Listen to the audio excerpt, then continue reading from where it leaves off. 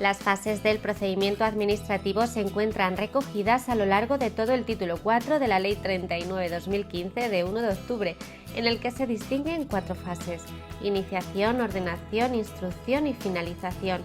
En esta ocasión desarrollaremos la fase de iniciación, adentrándonos en el capítulo segundo y en los artículos del 54 al 69, que se distribuyen a su vez en 3 secciones que dividiremos en 2 vídeos. La primera de las secciones recoge los aspectos más generales de esta fase de iniciación. En el artículo 54 se aclara que los procedimientos podrán iniciarse de oficio o a solicitud del interesado, pero antes de iniciarlos existe la posibilidad de realizar unas actuaciones previas, tal y como refleja el artículo 55. Así, el órgano competente podrá abrir un periodo de información o de actuaciones previas para conocer cuáles son las circunstancias del caso y si es conveniente o no iniciar el procedimiento. Si se trata de procedimientos de naturaleza sancionadora, las actuaciones previas estarán orientadas a determinar, con la mayor precisión posible, los hechos que sean susceptibles de motivar la incoación del procedimiento, la identificación de la persona o las personas que puedan ser responsables y las circunstancias más relevantes. Dichas actuaciones previas serán realizadas por los órganos que tengan atribuidas funciones de investigación, averiguación e inspección en la materia, y en defecto de estos por la persona o el órgano administrativo que se determine por el órgano competente para la iniciación o la resolución del procedimiento. Tras iniciarse el procedimiento, tal y como señala el artículo 56, el órgano administrativo competente para resolver podrá adoptar, de oficio o a instancia de parte y de forma motivada, las medidas provisionales que estime oportunas para asegurar la eficacia de la resolución que pudiera recaer, si existiesen elementos de juicio suficientes para ello, de acuerdo con los principios de proporcionalidad, efectividad y menor onerosidad. Es importante destacar que antes de iniciarse el procedimiento, el órgano competente, de oficio o a instancia de parte, podrá adoptar, de forma motivada, las medidas provisionales que resulten necesarias y proporcionadas, en los casos de urgencia inaplazable y para la protección provisional de los intereses implicados. Dichas medidas deberán ser confirmadas, modificadas o levantadas en el acuerdo de iniciación del procedimiento, que deberá efectuarse dentro de los 15 días siguientes a su adopción y que podrá ser objeto del recurso que proceda. No obstante, dichas medidas quedarán sin efecto si no se inicia el procedimiento en dicho plazo o cuando el acuerdo de iniciación no contenga un pronunciamiento expreso acerca de las mismas. Veamos ahora cuáles son las medidas provisionales que se podrán adoptar según la Ley 1/2000 de 7 de enero de enjuiciamiento civil.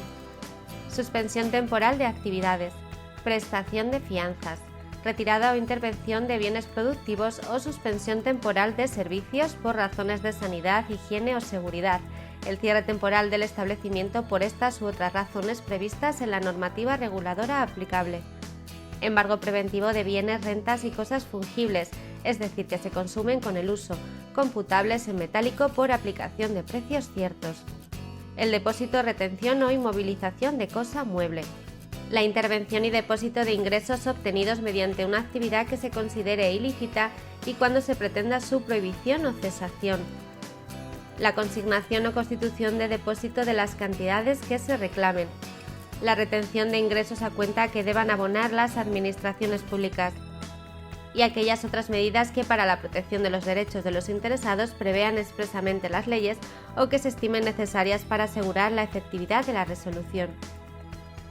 No se podrán adoptar medidas provisionales que puedan causar algún perjuicio de difícil o imposible reparación a los interesados o que impliquen violación de derechos amparados por las leyes. Estas medidas podrán ser alzadas o modificadas durante la tramitación del procedimiento, de oficio o a instancia de parte, en virtud de circunstancias sobrevenidas o que no se pudieron tener en cuenta en el momento de su adopción. En todo caso, se extinguirán cuando surta efecto la resolución administrativa que ponga fin al procedimiento correspondiente. El artículo 57 cierra la sección primera, señalando que el órgano administrativo que inicie o tramite un procedimiento, cualquiera que haya sido su forma de iniciación, podrá disponer de oficio o a instancia de parte su acumulación a otros con los que guarde identidad sustancial o íntima conexión, siempre que sea el mismo órgano quien deba tramitar y resolver el procedimiento. Contra el acuerdo de acumulación no procederá recurso alguno. Nos vamos ahora a la sección segunda, que recoge el proceso de iniciación de un procedimiento de oficio por la Administración. Así, el artículo 58 señala que los procedimientos se iniciarán de oficio por acuerdo del órgano competente, por propia iniciativa o como consecuencia de orden superior, a petición razonada de otros órganos o por denuncia. Cuando hablamos de propia iniciativa, el artículo 59 la define como la actuación que deriva del conocimiento directo o indirecto de las circunstancias, conductas o hechos objeto del procedimiento por el órgano que tiene atribuida la competencia de iniciación.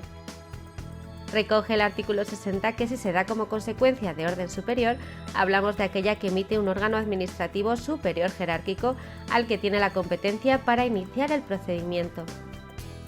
Es importante destacar que en los procedimientos de naturaleza sancionadora, la orden expresará en la medida de lo posible la persona o las personas presuntamente responsables, las conductas o hechos que pudieran constituir infracción administrativa y su tipificación, así como el lugar, la fecha o las fechas o el periodo de tiempo continuado en que los hechos se produjeron.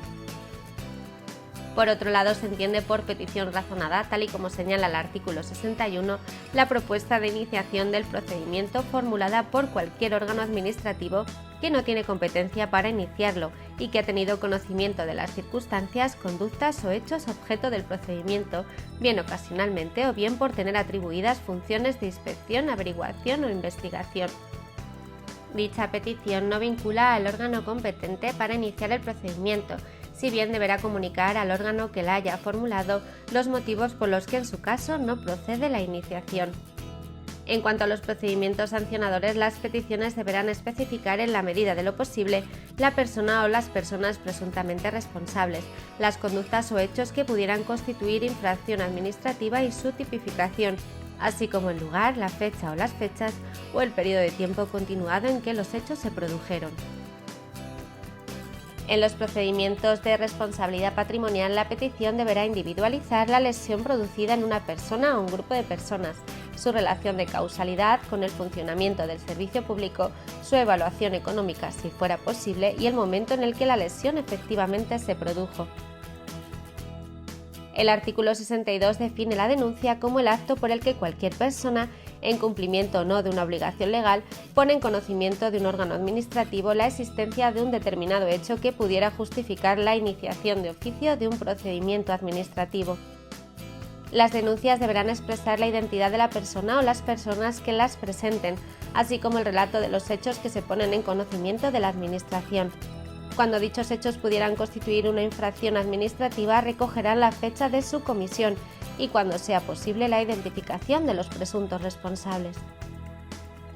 Cuando la denuncia invocara un perjuicio en el patrimonio de las administraciones públicas, la no iniciación del procedimiento deberá ser motivada y se notificará a los denunciantes la decisión de si se ha iniciado o no el procedimiento. Cuando el denunciante haya participado en la comisión de una infracción de esta naturaleza y existan otros infractores, el órgano competente para resolver el procedimiento deberá eximir al denunciante del pago de la multa que le correspondería u otro tipo de sanción de carácter no pecuniario cuando sea el primero en aportar elementos de prueba que permitan iniciar el procedimiento o comprobar la infracción, siempre y cuando en el momento de aportarse aquellos no se disponga de elementos suficientes para ordenar la misma y se repare el perjuicio causado. Asimismo, el órgano competente para resolver deberá reducir el importe del pago de la multa que le correspondería o, en su caso, la sanción de carácter no pecuniario cuando, no cumpliéndose alguna de las condiciones anteriores, el denunciante facilite elementos de prueba que aporten un valor añadido significativo respecto de aquellos de los que se disponga. En ambos casos será necesario que el denunciante cese en la participación de la infracción y no haya destruido elementos de prueba relacionados con el objeto de la denuncia. No hay que olvidar que la presentación de una denuncia no confiere por sí sola la condición de interesado en el procedimiento. Señala el artículo 63 que los procedimientos de naturaleza sancionadora se iniciarán siempre de oficio, por acuerdo del órgano competente, y establecerán la debida separación entre la fase instructora y la sancionadora, que se encomendarán a órganos distintos.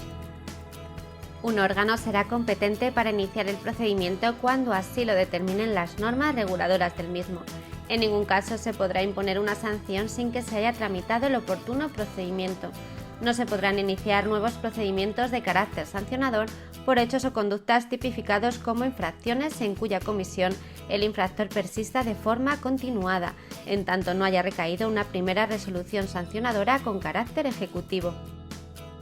Por su parte, el artículo 64 recoge que el acuerdo de iniciación se comunicará al instructor del procedimiento, al que se trasladarán cuantas actuaciones existan al respecto, y se notificará a los interesados, entendiendo en todo caso por tales al inculpado. Asimismo, la incoación se comunicará al denunciante cuando las normas reguladoras del procedimiento así lo prevean. El acuerdo de iniciación deberá contener al menos la identificación de la persona o las personas presuntamente responsables, los hechos que motivan la incoación del procedimiento, su posible calificación y las sanciones que pudieran corresponder sin perjuicio de lo que resulte de la instrucción, la identificación del instructor y, en su caso, el secretario del procedimiento, con una indicación expresa del régimen de recusación de los mismos. El órgano competente para la resolución del procedimiento informa que le atribuya tal competencia, indicando la posibilidad de que el presunto responsable pueda reconocer de manera voluntaria su responsabilidad. Las medidas de carácter provisional que se hayan acordado por el órgano competente para iniciar el procedimiento sancionador, y la indicación del derecho a formular alegaciones y a la audiencia en el procedimiento y de los plazos para su ejercicio, así como indicación de que, en caso de no efectuar alegaciones en el plazo previsto sobre el contenido del acuerdo de iniciación, este podrá ser considerado propuesta de resolución cuando contenga un pronunciamiento preciso acerca de la responsabilidad imputada. Con carácter excepcional, cuando en el momento de dictar el acuerdo de iniciación no existan elementos suficientes para la calificación inicial de los hechos que motivan la incoación del procedimiento, dicha calificación podrá realizarse en una fase posterior, mediante la elaboración de un pliego de cargos que deberá ser notificado a los interesados. Cuando las administraciones públicas decidan iniciar de oficio un procedimiento de responsabilidad patrimonial, será necesario que no haya prescrito el derecho a la reclamación del interesado al que se refiere el artículo 67. Dicho artículo recoge que el derecho a reclamar prescribirá al año de producido el hecho o el acto que motive la indemnización o se manifieste su efecto lesivo. En caso de daños de carácter físico o psíquico de las personas, el plazo empezará a computarse desde la curación o la determinación del alcance de las secuelas. El acuerdo de iniciación del procedimiento se notificará a los particulares presuntamente lesionados y se les concederá un plazo de 10 días para que aporten cuantas alegaciones, documentos o información estimen convenientes a su derecho y propongan cuantas pruebas sean pertinentes para el reconocimiento del mismo.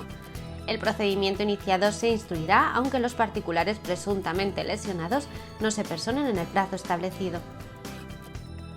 Recordaros que en el próximo vídeo cerraremos la fase de iniciación con la sección tercera que explica el inicio del procedimiento a solicitud del interesado.